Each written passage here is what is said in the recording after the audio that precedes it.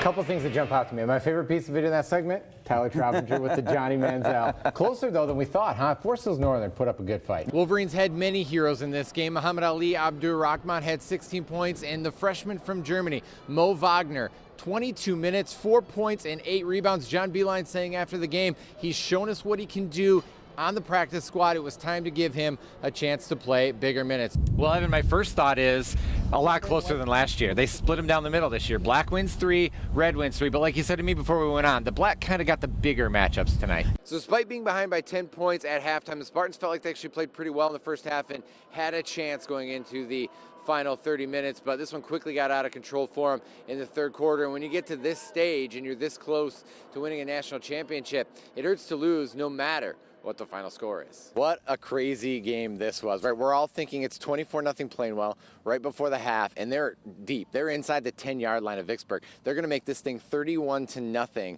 at the half, and this game's going to be over. Another season underway and a great start for the Tigers on Monday. David Price becoming the first pitcher for the Tigers not named Justin Verlander to start on opening day since 2007. What an outing. 8 2/3 shutout, struck out 5, 1 out away from becoming the first Tigers pitcher to have a complete game shutout since Mickey Lolich in 1970. We have a special guest, kids. It's Torrey Hunter of the Minnesota Twins! Torrey Hunter hit .271 with 192 homers in 11 seasons with the Twins, and when he surprised some kids at a birthday party, he had little trouble hitting the piñata.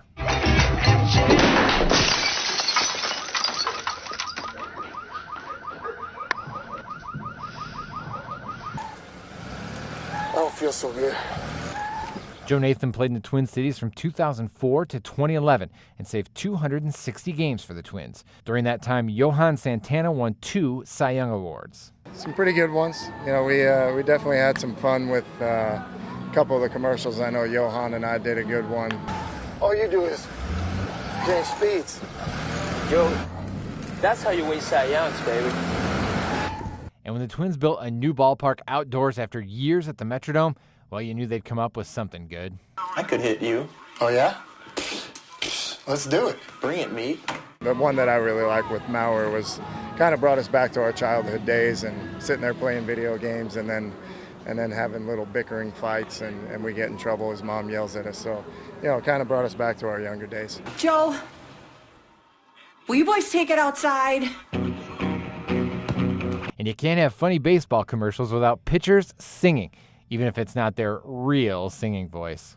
Good control, and he's got nasty. We fan hitters as you wish. We had a nice little beat where we all got to kind of put a little solo in, and they forced me to sing that bad, by the way. That was definitely not my own voice. They made me sound like I was breaking glass because that was the punchline. I come in and close the door. I hope I don't sound that bad, because when I heard it, I was definitely like, really? That's what they're going to make me look like? But it's cool. It's all good.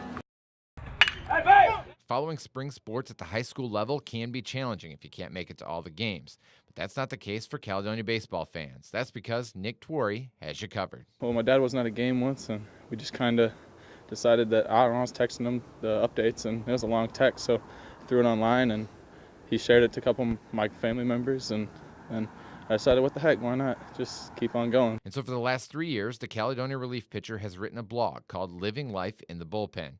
His teammates and coaches say he loves sports and stats, and this blog is a perfect fit for him. But he also adds a little personality to it. Pretty much just write the game recap and then write some fun thoughts, like our not top pitchers on a roll, so try and compare it to my favorite songs, like 80s songs and whatnot. And so, yeah. It's just try to have fun with it. And the blog has attracted quite a following. Nick says he averages about 200 views a game. He was even told an opposing assistant coach reads it. But it's his teammates that most anticipate each entry. Oh, I love it. I remember when he first made it. It made everybody on the team laugh. He had quotes from everybody, and that just made our day reading those. I really enjoy reading them. So do our teammates. Parents enjoy it. It's an interesting perspective, and so it keeps us on our toes. What's he going to write next? The senior is graduating this spring, and so the blog is coming to an end soon. Nick is planning on attending Michigan State in the fall and says he's unsure what he wants to major in, but he has not ruled out journalism. The those who read his work know he has a bright future. I think he could be a journalist. He could be anything he wants. I mean, he's a really smart kid. He got a 31 on his ACT. So really, he's got the whole world at his hands. He can do whatever he wants. The Fighting Scots are enjoying a good season with over 20 wins. They hope to successfully defend their district championship this weekend. But win or lose Saturday, you can read all about it in Living Life in the Bullpen. In Caledonia, Jason Hutton, Fox 17 News. 6 games left in the regular season for the Pistons, and none bigger than tonight in Chicago. Detroit currently sits in the 7th spot in the Eastern Conference, a half a game up on Indiana and a game and a half clear of the Bulls, who are on the outside looking in. The last time Detroit played in Chicago, they won in 4 overtimes back in December. Late first quarter, Steve Blake drives, draws the defense, dishes to Andre Drummond for the easy deuce. Detroit down 1 after 1, 11-11 in the game for Dre. Early second, Blake over to Marcus Morris. He fills it up from downtown. Pistons had a 3-point lead. This one close throughout. Detroit looking for some separation here. Kentavious Caldwell-Pope steps up and hits the long 2. 5-point lead. Fourth quarter. Tobias Harris backing down Justin Holiday and celebrating with the bucket. It was once again a 5-point margin. Harris with 21 in the game. Reigning Harlan Hill winner and Ferris State quarterback Jason Vanderlaan is continuing to set records in his senior season. And last week's win at Tiffany became the GLIAC's all-time leader in total offense. Today against Ohio Dominican, he needed just 71 yards to become college football's all-time leading rusher for a quarterback. The first quarter, he's throwing and finds Ottawa Hills alum Shakur Sanders 18 yards for the score. 7-zip Bulldogs. Second quarter, the moment most at Top Taggart we're waiting for. Vanderlaan up the near sideline, going to go 53 yards for the touchdown. It's that run that breaks the record. He is now the all-time leading rusher for a quarterback in NCAA history. Ferris goes on to win 38-17. Tigers in Baltimore for the third of a 4-game set with the Orioles. Bottom of the first inning, Matt Wieters didn't hit it hard. It looked like a line drive in the box score. Scores a run. Birds get a pair to lead 2-zip. Bottom 4, Caleb Joseph. Swing and a drive to left for a home run. 8th of the season for the Orioles backup catcher. Made it 5-0 Baltimore. Top of the 5th, Tigers getting on the board courtesy of one swing of the bat by Nick Castellanos, who goes the opposite way and starts August the way he finished July. 11th home run of the year for Nick. It was 5-2. But bottom 7, Anibal Sanchez still out there for Detroit, and Manny Machado happy about that because he takes the 2-0 pitch out to left center. Second homer of the series for Machado. Orioles win 6-2. Third round of the Shell Houston Open today on the PGA Tour from Humboldt, Texas.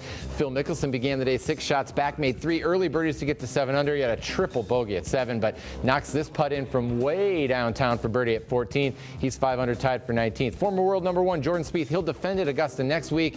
Here his approach at 15. The par 5 rolls really close, made birdie. He's 6 under, tied for 14th.